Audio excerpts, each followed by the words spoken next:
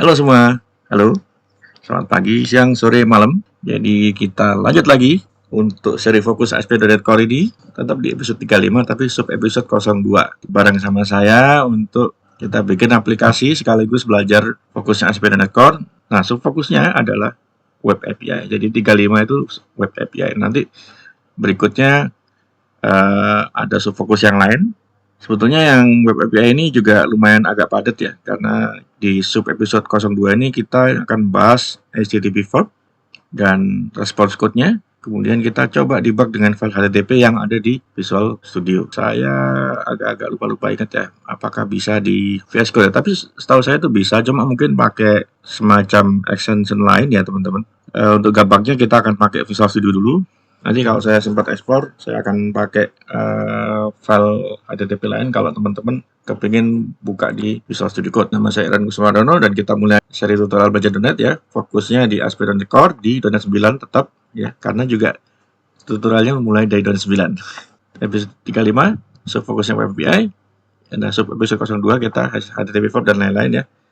Jadi ini kan memang saya split saya potong-potong supaya nggak sampai 40 menit, paling lama 30 menit ya, untuk secara perlahan-lahan sambil bikin aplikasi berawal dari API. Kita mulai aja episode 02 ini teman-teman.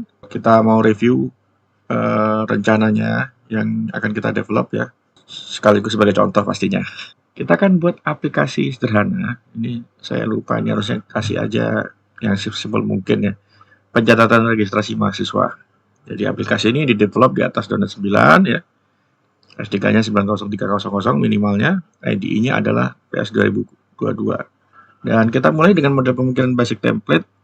Awalnya kita akan memakai Web API dengan controller ya. Nah, controller dalam hal ini adalah controller yang tidak terkait dengan MVC yang sudah kita bahas di video sebelumnya. Nanti kita akan pakai backend database, pakai SQL Server 2022, dan untuk akses datanya kita pakai Entity Framework untuk memudahkan teman-teman ya. Harus ada UI-nya kan. UI-nya kita akan pakai Blazor. Masih di fase ini ya teman-teman. Kita bikin Web API dulu ya. Oke, dan setelah 3 ini selesai, dan kita akan coba implementasi rate limit. Karena itu untuk memastikan di sisi file server tetap harus responsif. Jadi nggak boleh langsung hajar-hajar terus ya teman-teman. Ya, ini seharusnya ini ada di sini, tapi juga kita akan bikin unit testnya. Tentunya akan menarik. Ini saya mau mengenalkan konsep ya, ada inner loop, outer loop. Mungkin nanti ada video sendiri tentang unit test ini seharusnya bagaimana. Ini urutan fase pengembangannya sudah saya bahas di video sebelumnya. Kita tidak pakai MVC. Kesimpulannya ya pakai Web API. Dan sekarang kita bahas yang namanya HTTP verb. Kalau kita buka browser, ketikan google.com atau misalnya gmail.com atau apapun itu ya, kalau dari browser by default dia akan pakai verb yang namanya get ya, dimana yang kita sering lihat di pembuatan atau development Web API itu akan ada padanannya. Kalau seakan-akan kita bayangkan kita pakai query-nya SQL. Di sini kita pakai create, read, update, delete, di mana create itu kita bikin row atau data baru, read itu kita baca, O itu update, D itu delete. Akan lebih bagus kalau kita melihat ini ada mappingnya ya. Nah, ini saya bikin sesederhana mungkin. Teman-teman nanti bisa lihat. Saya coba nanti kasih linknya di deskripsi video ini ya. Walaupun sebetulnya apa yang saya buat ini terlalu simpel karena tidak mencatat semua kemungkinan status code-nya.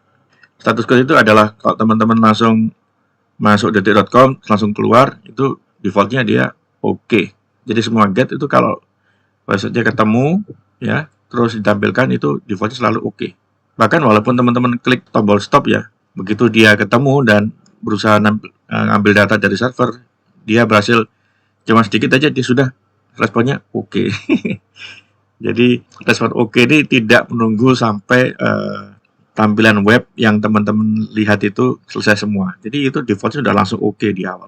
Kemudian kalau kita misalnya isi form ya, misalnya registrasi itu, pada waktu kita klik submit, form itu dikirim dalam bentuk data yang tentunya tidak akan nongol di atas itu ya teman-teman, di location bar-nya itu ya.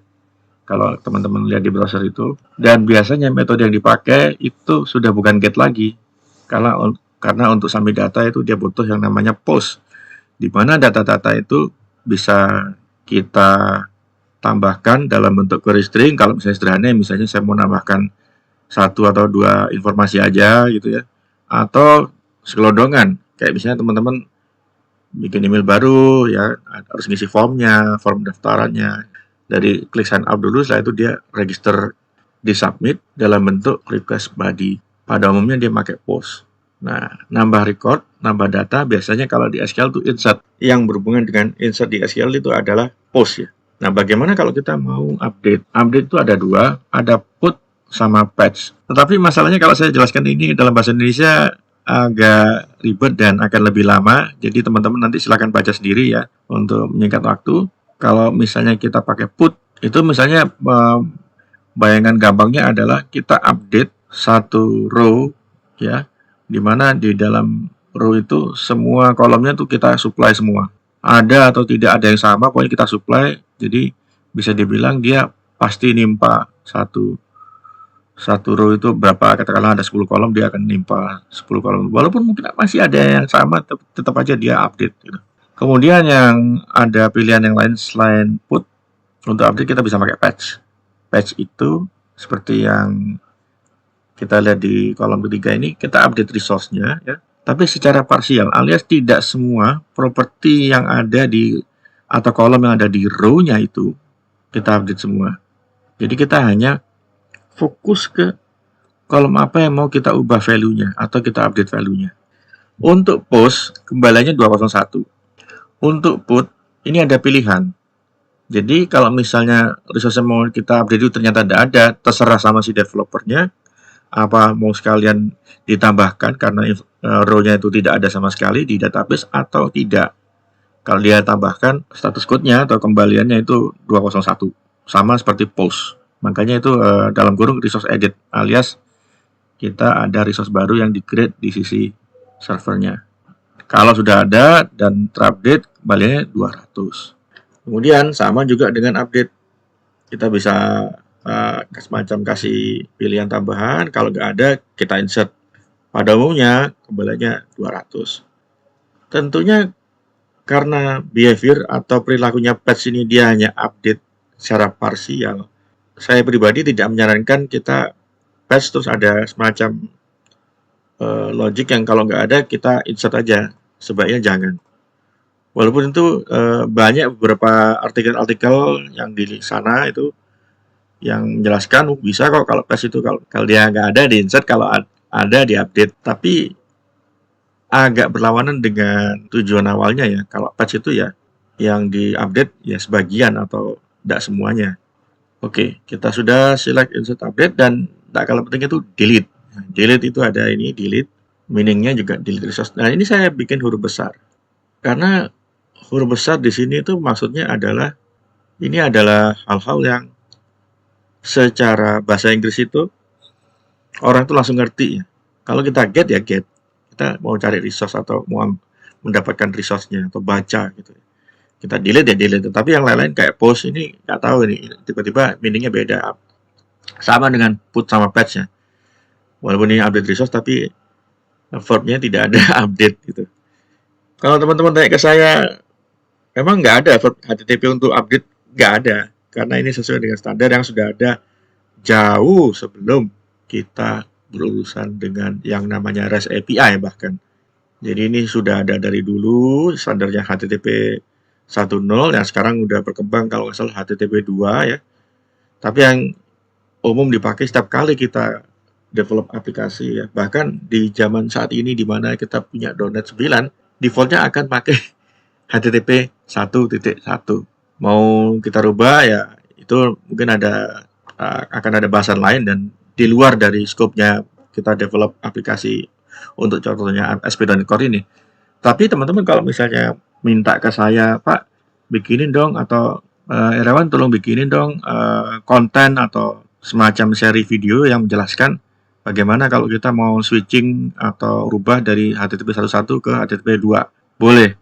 Asalkan kalau banyak yang minat, banyak requestnya, baru saya bikinkan. Kalau enggak ya saya nggak akan bikinkan, karena fokusnya tetap kita belajar. Jadi nggak fokus untuk pelajarin yang aneh-aneh atau advance dulu ya teman-teman. Supaya kita bisa segera lancar develop di ASP.NET Core. Ini kalau delete juga menarik ya. Dia akan mengembalikan 200. Oke, sama seperti statusnya yang get ini. Kalau dia delete-nya successful. Atau dia juga bisa mengembalikan 202, accepted. Kalau actionnya itu diterima, tetapi belum selesai. Ini ada kata-kata deletion action is queued, ya, masuk dalam antrian. Dan ini penting karena misalnya orang kalau mau delete jangan sembarangan. Misalnya kita mau delete atau misalnya mau mengkoreksi data absensi mahasiswa, ya itu tidak boleh sembarangan.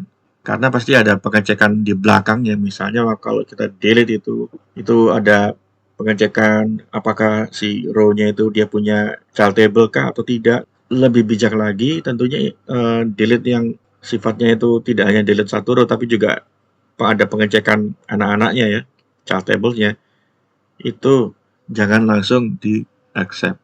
Karena dari sisi database, nanti kalau misalnya ada perubahan relasi di kemudian hari atau desainnya berubah, repot. Jadi hal-hal yang terkait dengan pemakaian database spesifik ya, kayak misalnya cascading delete-nya dinyalain gitu, sebaiknya jangan. Itu serahkan ke aplikasi. Dengan konsekuensinya waktu kita serahkan itu ke aplikasi yang akan delete manual child table-nya sampai selesai ya, yang terkait dengan row yang akan delete. Setelah itu baru dia parent row-nya di delete. Ya, itu nanti kita bahas juga di waktu kita mulai merancang table-nya. Dan yang tidak kalah penting ini sebetulnya ini bukan bagian dari CRUD ya, tetapi memang lumayan agak sering dipakai, yaitu ada verbnya options. Makanya saya tulis di sini apakah ada relate dengan SQL query, tidak, alias not applicable. Ini artinya kita mau cek di aplikasi atau server ini, web server ini atau web app ini, HTTP verbs yang diizinkan itu apa saja. Kembaliannya pada umumnya ini ya selalu oke ya, dan dia akan mengembalikan verb apa saja yang diperbolehkan untuk akses ini. Nah, tapi informasinya itu kebanyakan ya, yang anehnya itu verb apa saja yang diperbolehkan itu adanya di headernya si responnya, bukan di bodinya si respon. Nanti kita akan lihat bersama-sama, tetapi fokusnya pastinya ya get, post, put, paste, delete ini teman-teman. Nah, setelah ini kita akan masuk ke Visual Studio. Sebelumnya saya mau ngasih tahu ini ya. Ini ada fitur yang namanya HTTP file. Adanya sejak Visual Studio 2022 rilis. Saya yakin pasti banyak teman-teman yang belum familiar atau bahkan nggak tahu ada fitur ini. Tapi fitur ini sudah sering saya pakai dan kadang-kadang masih agak bikin bingung juga ya, karena sintaks-sintaksnya itu tidak terlalu familiar ya. Kenapa kok masih saya pakai? Karena apa? Karena tidak semua teman-teman bisa segera harus bisa install, katakanlah kan banyak tuh di luar sana itu tool yang untuk ngecek REST API, bahkan bisa testing SOAP API ya. Salah satu contohnya bisa pakai Postman, ada yang suka pakai Insomnia, ada juga yang lain-lain, saya nggak hafal. Nah, tapi selain itu, kalau kita mau memaksimalkan aktivitas kita sebagai software engineer supaya nggak keluar atau ganti-ganti tampilan, harus ngecek ini ngecek itu, ya bisa aja langsung jalani di dalam Visual Studio-nya. Kita pakai yang namanya .http file. Bikin aja .http, terus nanti kita lihat, kita masuk ke Visual Studio. Ini udah saya siapkan. Nah, kemarin kita lihat demonya kita jalani yang namanya weather forecast. Ya. Ini dia derive dari control base ya. Di sini saya belum buat macam-macam, saya hanya utak-atik controller ini. Dan kita lihat dia di kelasnya dia ada route-nya ke controller. Tetapi ini kita bisa override ya teman-teman. Jadi di sini saya tambahkan beberapa metode baru yang untuk mendemokan hal yang berbeda ya. Jadi ini saya ada, kita bisa post ya. Ini dari atributnya kita bisa menandai ini adalah metode untuk post. Ini adalah metode untuk get, sama seperti yang sebelumnya. Kita ada metode untuk get di mana get ini dia akan kembalikan semua weather forecast. Dan memang datanya dibikin random ya teman-teman. Kita akan coba, tapi sebelumnya kita akan cek apakah metode-metode yang saya bikin ini nampil di yang namanya OpenAPI-nya. Oke, kita jalankan ya. Saya pakai HTTPS ya. Pasti nanti keluarnya not found ya teman-teman. Karena API itu tidak ada UI. Jangan kaget. Nah ini. Tapi seperti biasa, kalau kita di sini tambahkan slash OpenAPI, defaultnya itu v1.json. Nah kita lihat di sini ada controllernya apa aja gitu seolah-olah. Tapi ini belum tentu mewakili controllernya. Ini lebih condong mewakili endpoint apa saja gitu ya. Jadi ada weather forecast, ada weather phenomenon. Ini weather forecast ini sebetulnya saya kurang tahu ya kalau di operating system lain. Tapi kalau di Windows apapun itu, entah itu Chrome atau Firefox atau bahkan Microsoft Edge ya, ini bisa huruf kecil semua bisa kok ini jalan. Oke, selain weather forecast ada weather phenomenon. Nah ini berarti kalau kita mau akses weather phenomenon ini, lokal hostnya ini slash weather phenomenon. Ini kita lihat ada endpoint apa aja. Ada post, ada get ya. Kita lihat get itu responnya 200. Nah, bener apa tidak ini kita kalau postnya berhasil? Nah, ini kalau kita postnya berhasil, responnya 201. Berarti ini sudah oke ya. Kita lihat, kita balikin lagi ke code-nya gimana. Saran saya, best practice-nya adalah pada waktu kita develop metodenya itu kasih tahu oleh kita ya, kita sebagai developer kasih tahu si OpenAPI-nya kalau status yang kita kembalikan itu bisa 201. Dan mungkin ada yang lain bisa 200, bisa apa. Tapi kalau post itu biasanya 201. Jadi kita mau tambahkan lagi misalnya apa? Oh, katakanlah ada status code yang ini sudah ada datanya. Kita nggak bisa nambahin lagi gitu misalnya. Tapi itu nanti kita lihat yang lebih detailnya ya teman-teman. Status 201 itu yang umum. Kalau get itu pasti 200. Walaupun di sini saya nggak nulis produce response type-nya, by default dia akan mengembalikan 200 ya teman-teman. Oke, dia akan kembalikan 200 yang oke. Statusnya itu. Ini kita lihat di sini, saya tidak mengembalikan suatu data yang aneh-aneh, saya malah mengembalikan interface IAction result. Dan return new-nya itu created result. Created result itu adalah kelas yang implement IAction result, di mana kelas ini kalau kita lihat status code-nya di dalamnya adalah 201. Jadi banyak ya teman-teman turunannya ini. Ada created result, ada yang lain-lain ya. OK result ya. OK result itu yang 200 itu. Dan ada server error ya 500. Dan ada apa? Bad request juga ada. Teman-teman kalau mau lihat ini bisa ini di ini kalau nggak salah. Sebentar ini. Jadi ada satu kelas yang dia itu ada konstantanya teman-teman. Cuma saya lupa. Oh bukan ini bukan. Ya ini dia. Status codes. Jadi ini kelas yang isinya tuh konstanta. Nah kita bisa lihat di sini status code apa saja yang secara yang benarnya di dalam kelas library-nya si ASP.NET Core sendiri disupport. Jadi ada 100 itu continue, ada 413 ya. 404 itu not found yang umum ya. Ini 405 method not allowed. Kalau 401 unauthorized. Jadi kayak misalnya API kita tambahkan suatu proteksi paling sederhana ya, dimana kalau mau akses API-nya itu harus sign in atau login dulu gitu ya.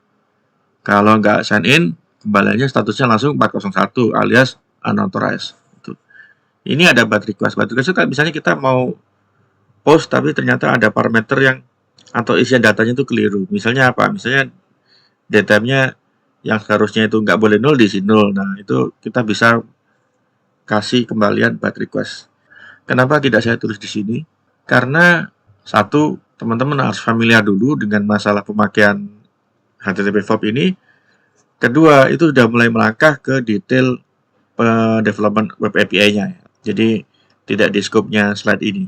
Ini kayak semacam, jadi ini adalah versi sederhananya. Kita udah lihat ya, ini ada Kostata dan status code-nya. Mungkin ini saya ini kita cek. Nah, ini aplikasi udah jalan ya kan, Open API-nya sudah keluar walaupun bentuknya JSON ya, belum ada UI-nya. Jadi nanti kita akan tambahin ya. Sekarang kita mau nyoba ini file HTTP ini sebagaimana gitu ya. Nah, by default ya file HTTP ini bentuknya itu kayak ini kan ada send request, ada send request. Ini asli send request ini nggak ada. Karena ini nongol kalau dia secara apa ya istilahnya itu, waktu kita buka file ini dia detect oh ini ada verbnya get, ada post. Kalau ada di mana di atasnya itu ada kayak semacam satu baris minimal ya, satu baris kosong, dia langsung akan nampilkan ini. Nah, ini kalau teman-teman lihat kan, dia tetap di baris 4, tapi ada kayak semacam jarak antara baris 3 ke baris 4. Jadi send request ini bukan saya yang ketik ya teman-teman. Mungkin teman-teman ada yang kaget ini, Pak ini kok ada begini nih Pak, maksudnya apa? Enggak, jadi nggak usah khawatir, ini bukan saya yang ketik. Ini dari Visual Studio-nya. Kalau kita installnya benar ya, nanti akan keluar begini, ada send request. Dia ngasih tahu ini kita lagi konfigurasinya pakai konfigurasi debug nih. Kan lagi nyala dan kita pakai debug. Kita coba dulu jalanin yang get-nya weather forecast by default ya. Itu dia akan kembaliannya array ya. Nah, ini kalau kita pasang debug, kita lihat ini dia initialize variable yang untuk weather phenomenon, tapi nanti kita jelasin. Kita continue dulu teman-teman. Nah, tadi biarin aja ini continue. Nah, nanti sebelah kanannya HTTP itu akan ada tampilannya hasilnya. Ini kok nggak langsung ke sini tadi ya, nggak apa-apa lah. Nah, ini kita lihat bisa dikecilin nggak ya? Masih bisa. Oke. Ini saya resize sedikit. Saya jalankan ini, get ini dia kembalinya array berupa JSON. Best practice-nya kita harus ngasih tahu ya. Kalau kembalinya itu JSON itu kita kasih di header-nya. Ini sebetulnya itu adanya di request header ya teman-teman. Jadi kalau kita lihat di sini nih ada request ya. Nah, ini yang kita ketikkan di sini itu akan jadi request header. Jadi teman-teman bayangin aja ini tool ini sangat-sangat berguna ya teman-teman. Jadi saya nggak buka tool lain ya, saya tetap ada di Visual Studio ya. Dan tentunya ada browser untuk lihat tampilannya si web API itu sebetulnya. Nah, ini kita bisa lihat request karena itu get nggak ada body-nya ya kan. Ini body-nya 0 byte ya. Nah, hasilnya itu ada di sini yang diformatted ini. Kalau kita mau lihat bentuk mentahnya yang tidak diformat itu seperti ini. Nah, ini JSON-nya ini. Ini kurung kotak dan kurung kotak ini buka tutup ini menandakan kembalinya berupa collection atau array. Pada umumnya sebetulnya itu di mata JSON itu sama aja itu kembalinya berupa array semua ya teman-teman. Oke, kita lihat itu get. Nah, sekarang weather phenomenon ini kita jalankan. Tinggal send request saja. Masuk sini. Karena ini saya setiap kali jalankan to send itu dia selalu initialize kelasnya ya. Kalau kita lewatin ini new berarti ini selalu kosong ini. Jadi collection ini belum ada value-nya sama sekali. Kemudian baru dia masuk konstruktornya, loggernya, dan ini adalah ini ya teman-teman, dependency injection ya.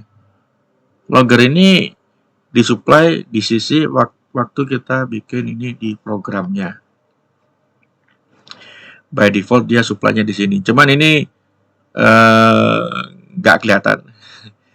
Karena ini slice-nya itu waktu kita ngasih loggernya itu pada saat si ASP.NET Core itu wire up atau mulai mencoba mencari mana di project ini atau ada DLL apa di foldernya si binary outputnya si yang udah terkompil di project ini itu berupa controller, atau intinya adalah dia secara reflection dia akan cari semua kelas yang turunan dari controller base. Nanti kita bisa maksa supaya jangan asal add controller sebetulnya. Intinya by default masalah dependency injection-nya itu terjadi di sini dan di sini. Detailnya bagaimana? Nah, nanti kita bahas di video-video berikutnya. Ikuti saya dulu.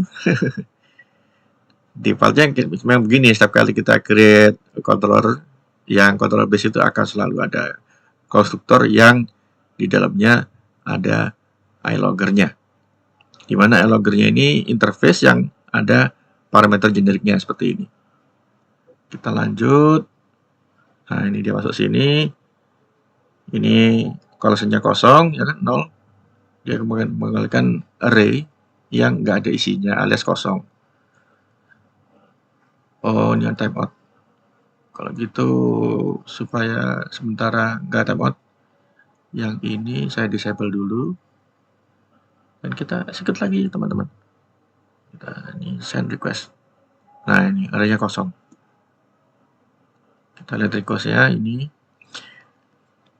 Nah, kalau pakai ASP.NET Core Web API, by default ini ada accept-nya itu JSON.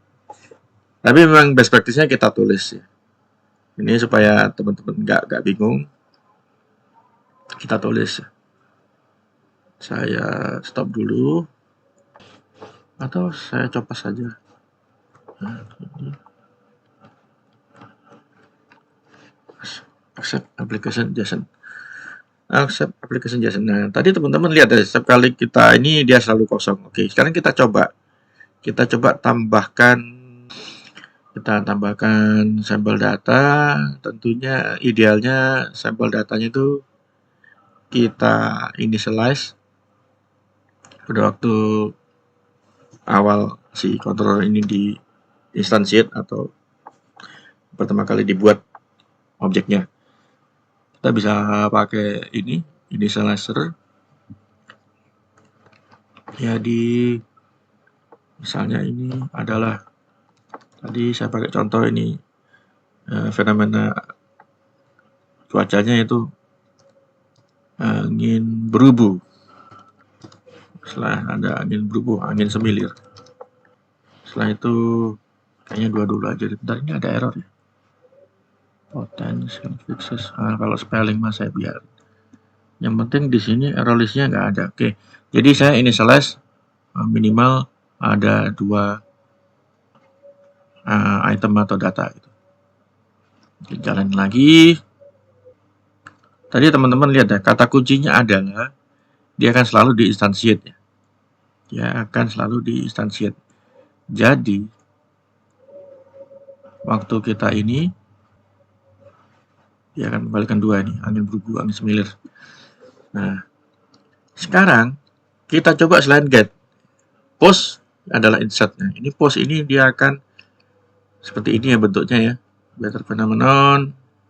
Terus ini ada query string. Ini adalah sesuai dengan nama parameter yang kita definisikan di sini ya teman-teman. Nah, ini kalau dia begini aja, dia akan jadi query string. Kalau teman-teman ingin menjadikan ini sebagai suatu data yang ditaruh dalam post, bisa. Tapi kita lihat contoh ini dulu. Mana tadi? HTTP. Oke, ini dia. Kita send request. Ya. Nggak ada kembaliannya. Ya. Ini statusnya sudah benar ya, created. Nah, requestnya kita nggak ada karena kita pakai query string angin ribut. Tetapi kalau kita send request ini, dia akan kembali lagi reset ke collection awal teman-teman. Nah, ini. Untuk supaya lebih gampangnya untuk ngecek apakah ini berubah atau tidak ya, saya nggak akan setup database dulu ya. Anggap aja kalau kita pakai si weather phenomenon ini selama lifetime-nya si aplikasi, kita akan coba pakai yang namanya static variable atau static field. Nah, di sini kita bikin. Jadi jangan cuma private, tapi ini adalah static. Setiap kali dia di initialize, ya, dia akan bentuk new list string dan itemnya atau elemennya ada 2. Jadi ini akan supaya dia bisa ditambah gitu ya. Ini add string. Kita jalankan lagi. Kembali lagi ke HTTP ya. Cek dulu. Nah, ini masih ada 2. Terus kita akan post angin ribut. Ya. Masih oke, 201 created. Kita get. Nah, nambah kan teman-teman. Selanjutnya kita bisa nambah data lain. Misalnya ada angin ribut, ada angin sepi. Nah, ada ribut, ada angin sepi. Ini angin sepinya kita kasih spasi. Nah, spasi itu secara standar nggak ada kalau kita jadikan itu untuk ngisi query string. Kita bisa pakai kode di mana kita ganti itu spasi itu dengan persen kode UTF-8-nya. Kalau spasi itu 20. Kita lihat. Bener nggak saya ini? Oke. Kita jalanin lagi aja. Oh, jangan angin ribut. Ini angin sepi. Angin sepi. Di save HTTP-nya terus send request. Nah, ini sukses ya. Ini ada spasinya ini. Tapi ini sebetulnya yang benernya begini, persen 20. Terus sekarang kita lihat waktu kita get. Nah, ini ada angin sepi. Jadi kita sudah berhasil untuk nyoba-nyoba pakai HTTP ya, teman-teman. Ada get, ada post. Seperti tadi yang saya sebutkan, teman-teman bisa pakai Postman, Insomnia, tetapi ribet kalau menurut saya. Karena harus nyalain Postman-nya dulu, harus nyalain Insomnia dulu. Ini ada fitur HTTP file ini sangat berguna ya, teman-teman. Nah, selanjutnya di video berikutnya saya akan pakai fitur HTTP ini secara intensif untuk coba API saya.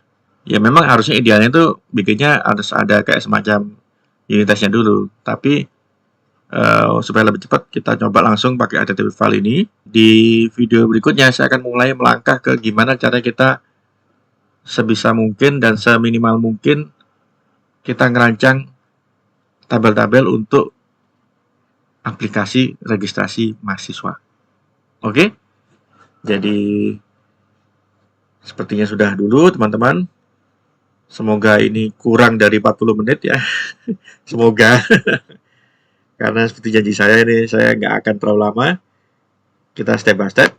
Dan teman-teman juga akan bisa melihat bagaimana saya bikinnya secara cepat, tetapi tidak terlalu asal-asalan, dalam arti cepat ya boleh, tapi jangan sembarangan. Konsepnya akan tetap saya pertahankan untuk sesederhana mungkin, tetapi benar. Dan tidak kalah pentingnya itu ada di dokumentasi Microsoft, jadi teman-teman bisa ngecek. Oh ya, saya hampir lupa. Kalau post kita harus ngasih tahu content type-nya application JSON. Kalau kita kasih tahu content type application JSON, ini ngasih tahu bahwa kita nantinya waktu post itu bisa kasih request body. Request body-nya tipenya adalah atau content type-nya adalah application JSON.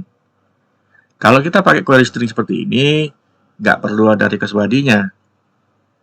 Ini juga lihat API-nya atau metodenya, teman-teman. Kalau begini dia tinggal ini value-nya di passing lewat query string.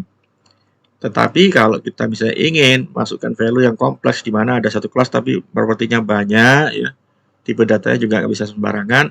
Nah, itu kita butuh yang namanya request body karena sangat tidak masuk akal dan tidak kemungkinan besar errornya sangat tinggi kalau kita masukin properti kelasnya ke dalam ini gitu.